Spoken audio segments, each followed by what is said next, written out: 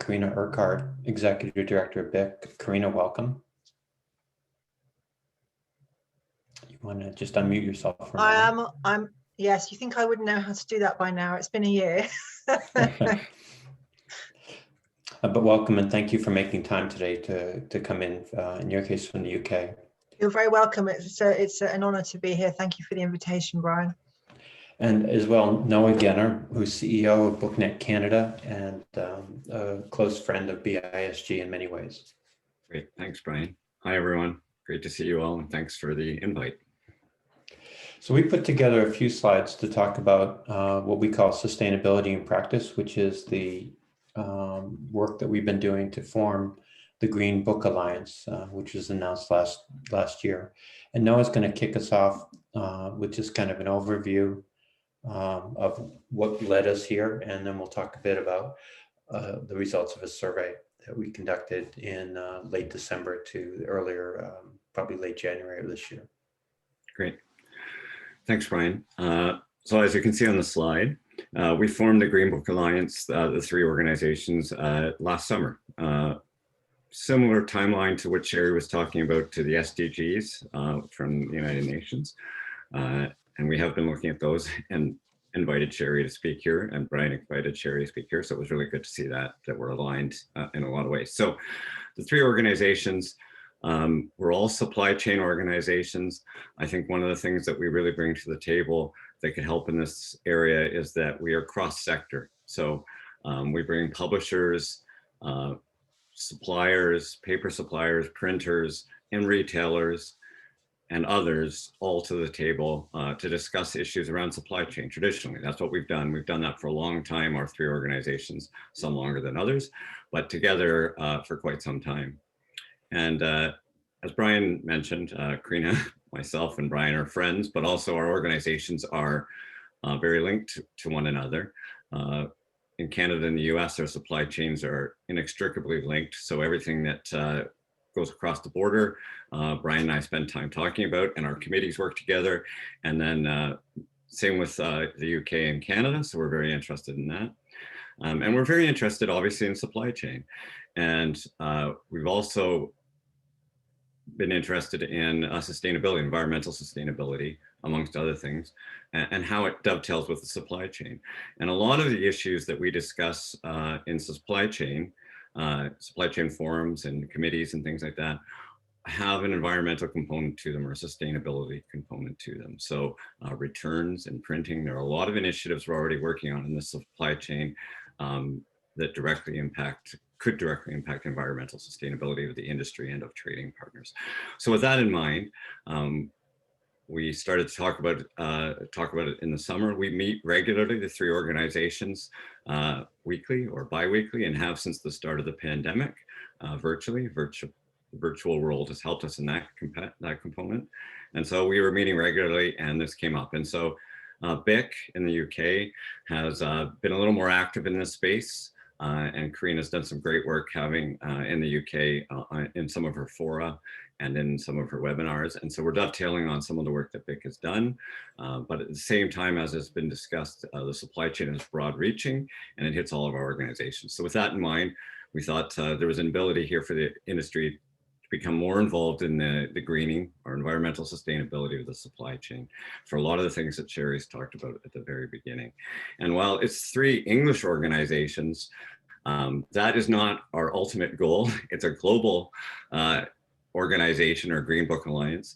And it just started with the three organizations to begin with, because we were regularly in touch with one another, and we thought we could get something going quickly. But we've already had outreach to other English language territories, so we're in pretty regular communication with Australia and New Zealand and others.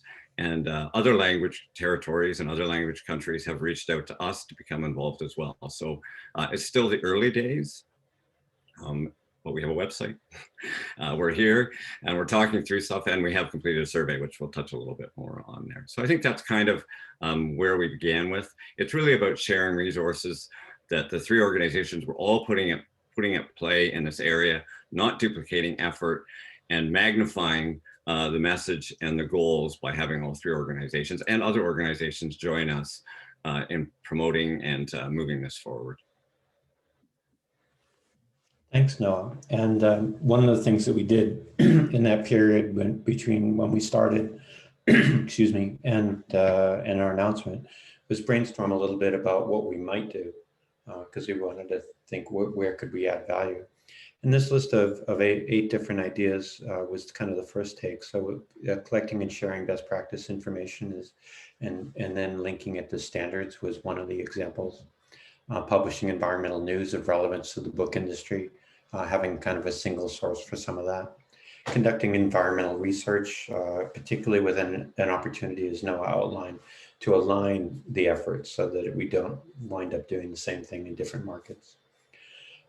We tried to offer a central resource we thought about the website as a central resource for environmental information. BIC has already been active over the last year, really, and more in hosting global Green Book supply chain events. They had one at London Book Fair a year ago. Actually, it was at the time of London Book Fair because the fair itself was canceled and moved to a virtual form, but it was a really successful multi-hour event. We talked about developing some sort of an award scheme that would recognize superior work in the supply chain, as well as testing, some degree, to whatever extent we could, the idea of accreditation in various ways. And the last piece we had was collaborating to develop a United Green program. And what we found was that we had lots of good ideas, but we didn't absolutely know what the uptake in the marketplace would be. So we elected to conduct a study, as I said at the outset, in December through I think late January of this year. We've compiled the results, and we're going to talk to you a little bit about them next. So I'll turn that over to Karina for the first couple. Thanks, Brian. Yes, so a whistle-stop tour then of some of the points that came through from the survey. So the first thing to say, which was very encouraging, is that 90% of respondents either have or plan to adopt policy governing their efforts in the environmental green area, and 40% of those responses came from decision makers. So that in itself is really encouraging. It means that the sustainability of our various businesses is on the top of the agenda for most organizations. We wanted to find out about how much an organization's environmental credentials affected decisions on whether or not organizations would trade with each other. And I think that points to one of the SDGs. I can't remember the exact number of it. I think it was SDG 12. So finding out, whether or not an organization is operating sustainably, is that a factor in whether or not organizations want to trade with each other.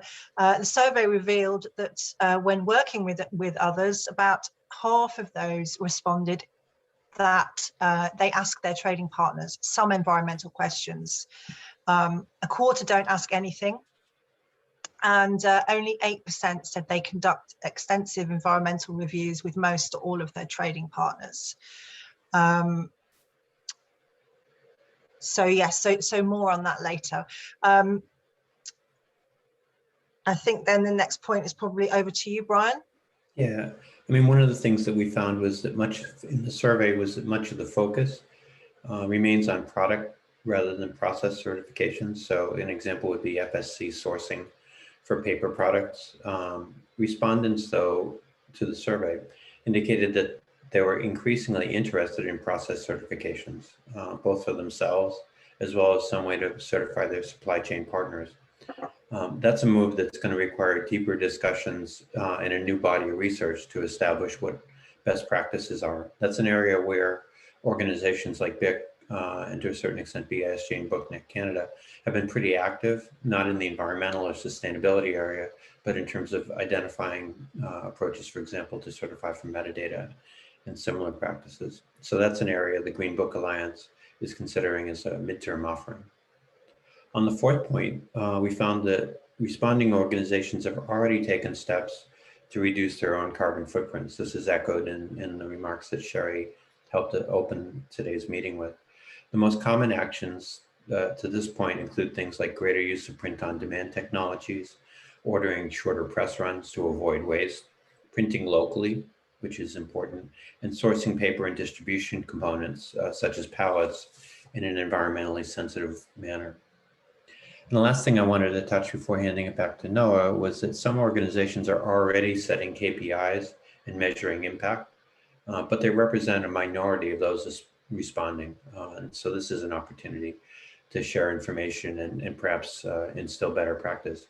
We saw that about 28% of those responding indicated that they set goals today, and another quarter, so a total of about 53%, indicated that they plan to do so. But more than a third said that they do not set goals or measure progress toward them. So we think of that as an opportunity. And I'm going to take the last two points on the slide here and talk a little bit about information sharing. I think these kind of bucket into, these 2 points bucket into one kind of area. So the first area from the survey that we reached out about was how do people want to get information on environmental sustainability? So we asked specifically about events. A large portion of the respondents are interested in participating events, either in person or online, that focus on environmental sustainability or sustainability practices. Also included in this point was the request or the need from the survey participants for an information sharing portal. So where can they go to get articles, a directory of resources about sustainability initiatives. So working slowly but diligently on getting the Green Book Alliance website built up to hold that kind of information and be a focal point for both the events that we are going to hold ourselves as an organization and the events that are being held by other organizations that will be of interest in this particular area. So that will all be built out on the GBA site, the big events and other areas. And then the last point was on the research efforts or the research priorities. This was a huge focus from our survey respondents as well. They're very hungry for research, as are we, on this particular area. And the number one research point that people were interested in seeing, which is on the slide here, was documenting the carbon footprint of the book supply chain.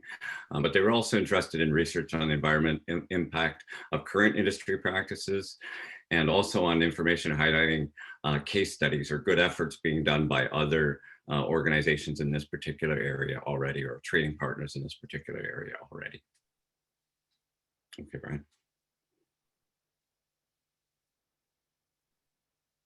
Great. So, so what does that all mean, and where does that leave the GBA?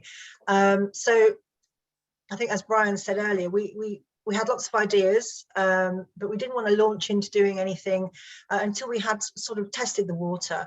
We wanted to see what was high on people's agendas, what was concerning them, what were they interested in, was there the appetite before ploughing ahead. So I think it's fair to say that the survey confirms what we suspected, so that the value of offering information, events and research about sustainability in ways that inform the global book industry is wanted and warranted.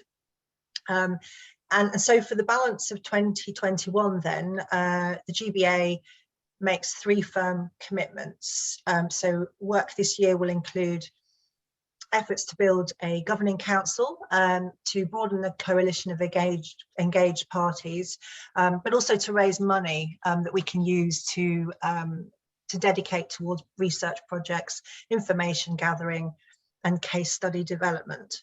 One of our first projects will be to research establishing a checklist or guidelines, again, going back to the item I mentioned earlier about, how do trading partners talk to each other, or do they even talk to each other about environmental profiles? And again, to tie into SDG 12, when asked to what extent the sustainability of sustainability practices of partners impacts on their decision whether or not to work with those firms, only 12% indicated that their decision is 100% influenced by their trading partner's response. And another about 50–60% indicated that their decisions are somewhat influenced. We don't know what, when they say influence, we don't know what that influence is, so we don't know what the sort of the outcome of that influence actually is. But those two figures, taken as a sort of top level summary, I guess, are encouraging. But to that end, we want to help organisations enter into those conversations. So the first sort of project we'll be looking at is developing a checklist to aid those conversations, if you like.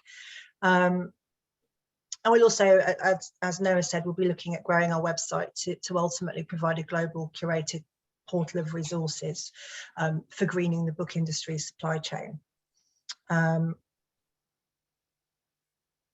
Yeah, so they're the two main areas that we'll be looking at that we've definitely got on the table. So I'm going to hand over to Noah now to talk about what is on the drawing board. Thanks, Karina. So as Karina's talked a little bit about checklists, but there are some other areas we're particularly working on or planning on, hopefully to work on this year and through to the next year. One, we're working with the IPA and on discussing its Publishers Compact and a co-presentation at Frankfurt Book Fair, virtually probably this year. But we're exploring that now, so we'll be pushing out some more information about that. Obviously, as has been discussed, we're going to look at research opportunities and other areas that we can get to from the survey, the priority items from the survey that we've just finished. The idea is that we would like to get some areas that people can work on, or some focus on some areas that people can work on. And Karina's touched a little on the checklist and the case studies. Those were identified in the survey as areas that publishers, primarily publishers, want to focus on, and it gives them something tactical to work on or work towards now. So similar to the United Nations SDG goals, we would like to have particular checklists and or paths to sustainability, particularly based on supply chain, book industry supply chain, that people can go. And that's something that's been identified by the survey respondents. It's something they want, something tactical they can take away to work on now or quickly thereafter. And then dovetailing with that, as I've already mentioned, there's a request for case studies about publishers who, and we know of publishers who, and retailers who are already actively working in this space and have moved very far along the road. And we'd like to use those case studies as proof positive examples of businesses that have made decisions, environmental sustainability decisions in their book supply chain with good benefit. And so we're working on those areas and any others we can tackle in the short time we've got. So this year anyway. Brian? Thanks, Noah. So I'm just putting up some information about how folks can get a hold of us if they want to follow up on Green Book Alliance, particularly with respect to governance and participation, because ultimately we're not seeing this as a fundraising opportunity, but really that if we're gonna conduct research, we need to develop collectively some resources to be able to do that. We have about 10 minutes where we can take questions, but I wanted to start by asking Karina, if I might, to talk a little bit about what BIG has been doing with respect to programming around sustainability, because you've been really at it for more than a year, and it provides a model, I think, for what we can be doing in North America as well. Yeah, okay, so we had back in the BC, before COVID, we had a series of events called BIC breakfasts that were done. They were all done face to face, and they were for BIC members and non-members as well. So we basically sort of expanded on that format, if you like, and developed a green BIC brunch series. So these green brunches focus on a particular area of the supply chain, looking at the environmental impact. And we invite questions. We have expert speakers from all around the industry. We try and balance each session with different types of organizations. So we'll try and have a publisher, a retailer, a distributor, printer, etc. And so far we've looked at paper, shipping and distribution, inks, the environmental impact of digital, reducing waste, plastics, packaging, etc. They're all on our YouTube channel. So they're all recorded and they're all shared there for people that may not be able to attend on the day. And we hope to, we will be continuing that program throughout the year and into 2022 and beyond. So we've also committed to a green promise, and we have the green agenda on all of our committee meetings. So we have committees that look at print, digital, metadata, and the library sector. And we have recently formed, or we're about to have the first meeting of our Green Supply Chain Committee here in the UK. So that will have a direct link into the Green Book Alliance, so that we have what I'm hoping that the whole Green Book Alliance will have ultimately over time is a global approach, but with local flavour, if you like. So the supply chain is global. As we know, the book industry is a global industry, and the environmental issues are global. It's about the globe on which we live. So we need to look at the supply chain in the whole, we need to look at the industry in the whole, but we also need to recognise the fact that there are local flavours and local differences that also need to be looked at and addressed, so and included. So that's the plan with having our Green Supply Chain Committee and also the Green Book Alliance. Perfect, thank you. And we have a couple of questions that are very much around the governance piece. The first is from Bill Kasdorf, who's really active. He worked with Publishing Technology Partners and really active in the committee structure that BISG maintains. And he's just asking, could we mention some of the other organizations that we might want to join the Green Book Alliance? He suggests the AU Presses, American University, or Association of University Presses, rather, as an obvious candidate. And maybe I could just kick this off by saying we kind of anticipate the governing council, the board, if you might, as a representative of the supply chain as a whole. So we want to get representation from publishers, manufacturers, wholesalers and distributors, retailers, libraries, and industry service partners. But we do anticipate that organizations like AU Presses and national bodies, BIC is a good example, or BISG, would join at an associate level. That would give them a kind of a seat around the table rather than at the table, so that they would both be aware and could contribute their perspective to say, hey, we're already doing this in this market, or we could support that, or that would be a problem for us in our market, and have a discussion in that regard. Noah or Karina, do you want to add on to that? Yeah, just to say we want to be as inclusive as we possibly can, and our focus is the supply chain, which is big enough. So yes, I think the message really from us at the GBA is that everybody is welcome, but there may be different levels of support that organisation types want to give, and that's all laid out and that's all detailed on our website.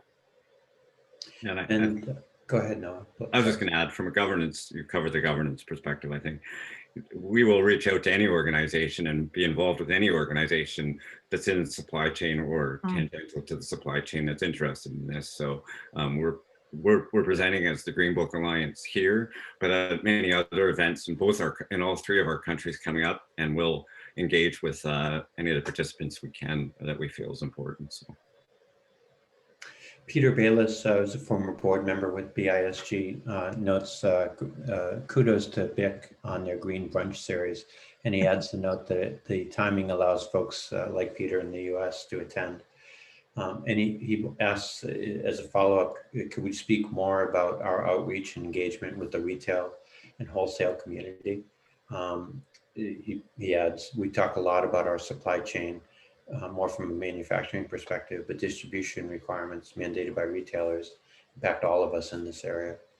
Is that something, Noah or Karina, that you want to tackle? Sure, I can start, and maybe Karina can talk about BIC's. I know that we didn't have as many retail wholesale respondents to our survey as we would have liked. We identified that very early on as as an area that we'd like to focus more on, Peter. So, but that doesn't mean we haven't been engaging with them. And I think even when we've been talking in our weekly meetings about this, we've identified them as an area of concern as well. So we definitely want them involved. And from our 3 organizations, I think I can speak for all of us, we do have retail involvement. Maybe not as much as we'd always like, but there is retail involvement in all 3 of our organizations. And I can say specifically in my case, some of the retailers in Canada have reached out to us directly once they heard about the Green Book Alliance and wondering how they can get involved. And they are very interested in environmental sustainability at their own organizations as well. So I think there's an area that we're going to do more outreach to. We definitely have identified that already. And I think we definitely want them involved in the Alliance in some fashion, for sure. Yeah, definitely. We include our retailers in all of our mailings, conversations, committees, etc. Across the piece. But I think this year, well, I don't think I know, this year has been especially difficult for retailers. So the message and what I'm hearing is that they want to be involved, but they're busy keeping their heads above water at the moment. So I think hopefully as well, in the UK at least, as things start to open up, we may see that engagement come to fruition a bit more. But they're certainly aware of what we're doing. And in fact, we had a retailer on one of our branches, green branches, earlier in the year, which was marvelous because I wasn't expecting them to be able to participate. But so yeah, we are, in a long-winded way, I'm saying yes, we do have them on our radar. They are certainly in BIC membership, and we would like them involved in the GBA as well. And in my experience in attending the Green Book brunches, there's been some fairly granular conversations with across the supply chain, including retail merchants, as well as wholesalers and distributors, about things like packaging and pallet reuse, etc. So that's encouraging. We have just a couple minutes, but we have one more question from Michael Healy of the Copyright Clearance Center. And he's just suggesting or asking the signatories of the Publishers Compact, have they been approached to participate in the Green Book Alliance? And the answer at this point is not yet. We kind of have been developing the governance model. And part of our challenge, I think, is that the staff on the Green Book Alliance is on this webinar. So we're dividing our time broadly, but it is exactly the case that we need to make it more aware. We have worked with members of the Publishers Compact at the IPA who were kind of working on it particularly from Elsevier to work on that, to do a joint program. And we hope to have something more to say by the time we get to Frankfurt in the fall, whether it's in person or virtually. So. Yeah, we're looking at addressing the staffing piece as well.